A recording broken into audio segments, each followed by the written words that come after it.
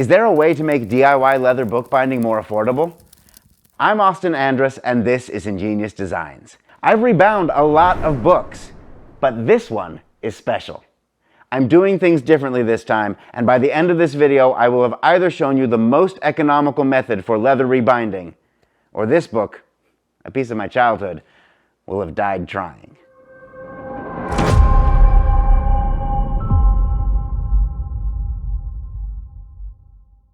From the very beginning, I knew this book was going to be different.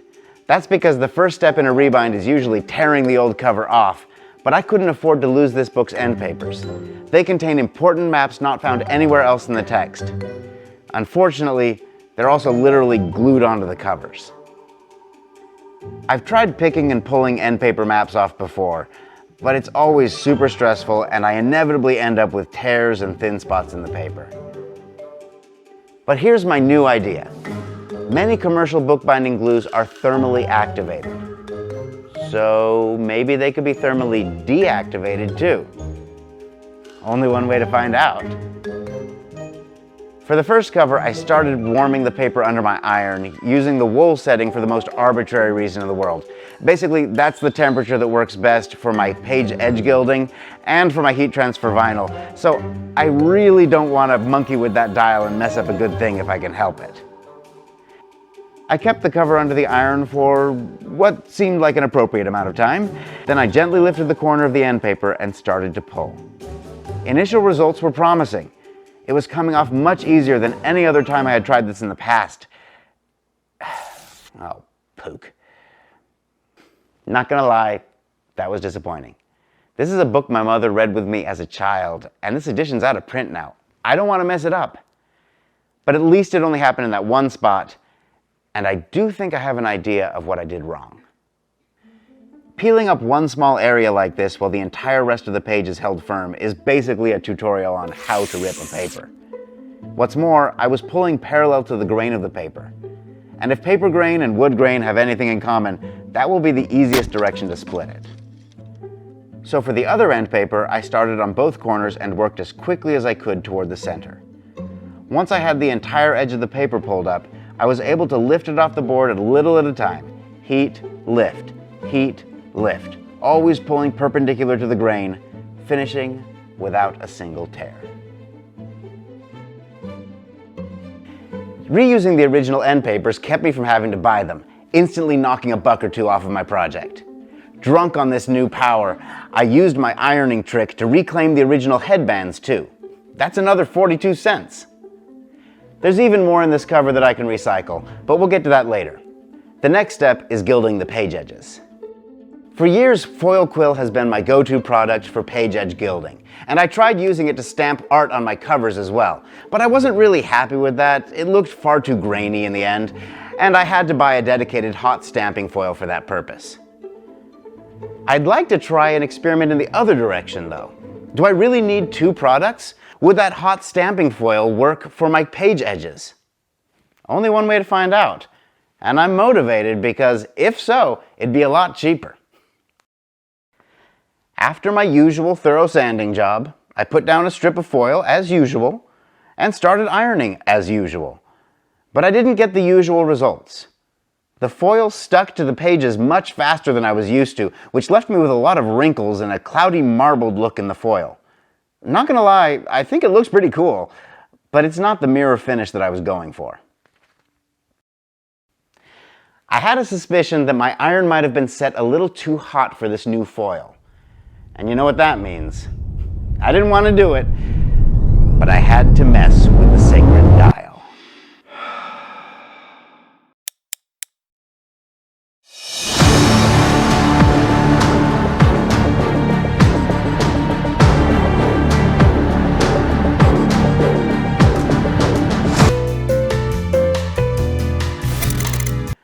One small multiversal explosion later, I tried gilding the next side of the book. At the lower temperature, I didn't get the marbled look anymore, but I felt like the foil wasn't adhering as well either. I also forgot to seal the foil with beeswax, and long story short, it just ended up looking a little patchy. So on the last side, I went for a temperature in the middle, and it turned out to be the Goldilocks zone for this foil. producing some of the best gilding results I've ever had. Moral of the story, hot stamping foil works great for edge gilding. And if you're not getting good results initially, be willing to tweak your iron temperature until you dial in the right settings. Okay, with the gilding settled, so all that monkeying with the sacred dial may have landed me in a camera out of focus dimension. Let's see here, sharpen, sharpen, sharpen. Yeah, it's still not great, but good enough for government work. On we go. Let's move on to building the cover. People often ask me why I don't just rebind books with the original cover boards they came with. There are a couple of reasons for this. First, most commercially bound books have a 6 to 10 millimeter joint between the spine and cover boards. I favor a tighter joint because I think it looks better and it makes the cover art look more centered. Also, between the chipboard and the leather I use in my spines, they end up a lot thicker than your average hardback. This can all add up to the cover being a little too small for the pages unless I compensate by cutting new boards that are a little bit wider. But we're not doing that today because we're pinching pennies instead. I'm going to recycle the original boards this time and compensate by just using a wider joint between the covers and the spine, like the book was originally built with. That way the pages should still fit. Now, getting the paper off the original cover boards can be a little frustrating. But I find I get better results if I start by cutting the paper along the edges and peeling from there. As the paper comes off, it usually takes a little chipboard with it, so I like to smooth things back out with some fine grit sandpaper. Now for the key to this whole project. So far, I've been able to spend next to nothing.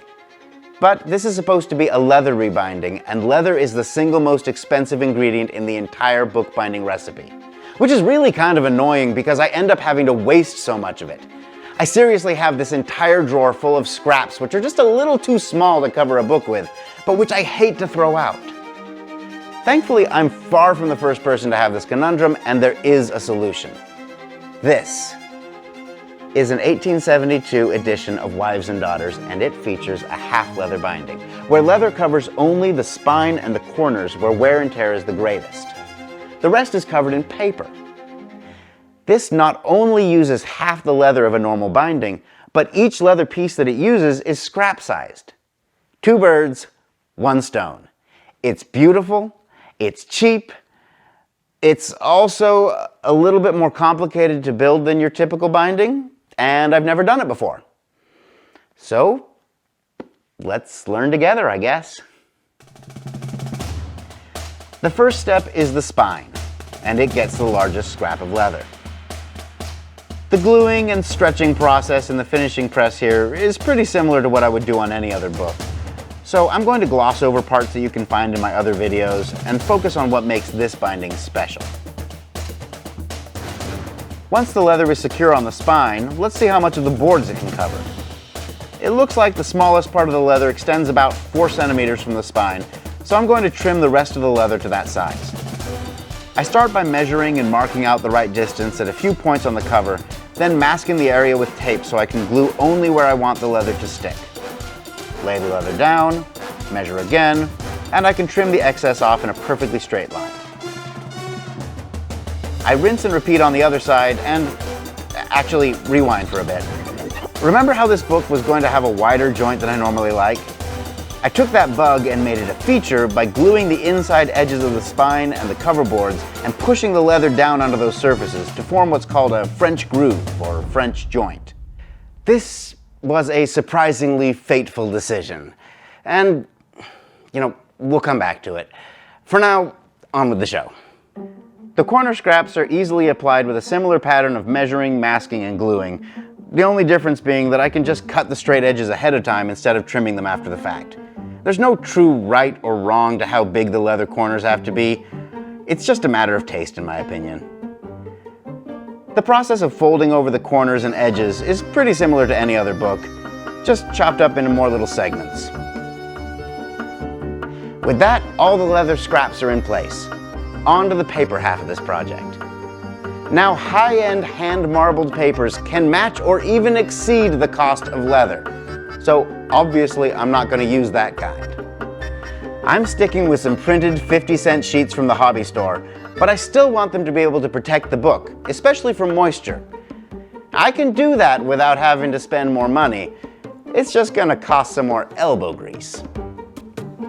By rubbing the paper in some of the beeswax that I normally use for edge gilding, and then spreading and polishing that wax with an agate burnisher, I can achieve a paper that is thicker, more durable, and water resistant.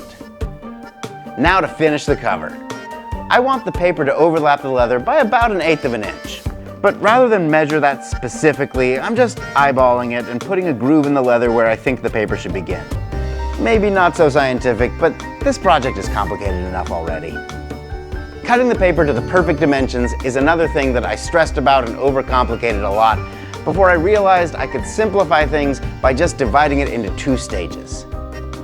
First, I put a little glue on one edge of the paper and lined it up with the groove I'd marked in the spine leather.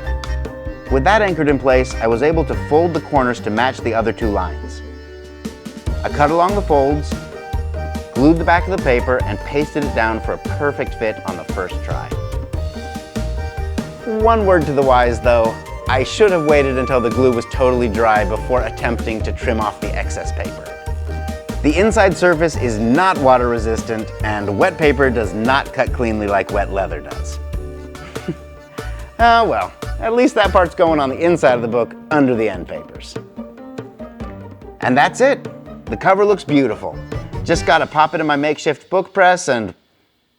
Wait a minute. Hold the phone. What is that? The pages are flush with the cover. They even stick out in some spots. This is why I never recycle cover boards. Things never fit right in the end. Honestly though, I can't just blame the cover boards. I really kind of shot myself in the foot with that clever little French groove maneuver. I didn't consider how it was effectively going to make my joints more narrow. Now, I'd like to just tear this cover apart and start over. But that would be wasteful. And waste would violate the principles of this challenge. So we're gonna fix things another way. We're gonna trim the pages. The easiest way that I know to do this is to clamp the pages between 2 boards with one set at the point you want to trim to, and then with a well-sharpened wood chisel, just run that blade along the board, slicing off a few pages at a time. It's really pretty satisfying. And you know what? I'm just gonna pass it all off as intentional. I needed to fix that gilding anyway. And with that, we're finally in the home stretch. Cover art. Which is one of the most budget-friendly aspects of a half-leather binding. In these bindings, you typically don't put any designs on the paper part, and a couple of strips of hot stamping foil are enough to beautify the borders of the leather. I'm using leather stamps and a hot plate for this, and I won't say that there were no mistakes, but the nitty-gritty of fixing those probably belongs in another video.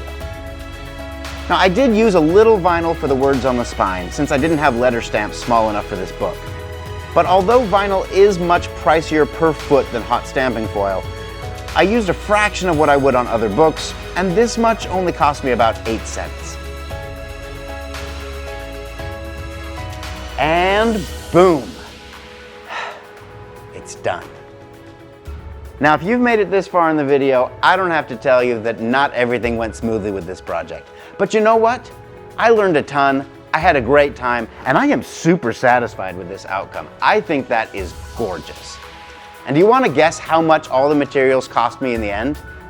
$5.99. I have paid more for a carton of eggs. This is easily the most economical rebinding in my entire collection. Mission accomplished. And I'd say the MVP in this low-cost rebinding project was hot stamping foil. If you want to learn more about how to make that the MVP of your projects, this video is where you should start. I'll see you there soon. Thanks for watching.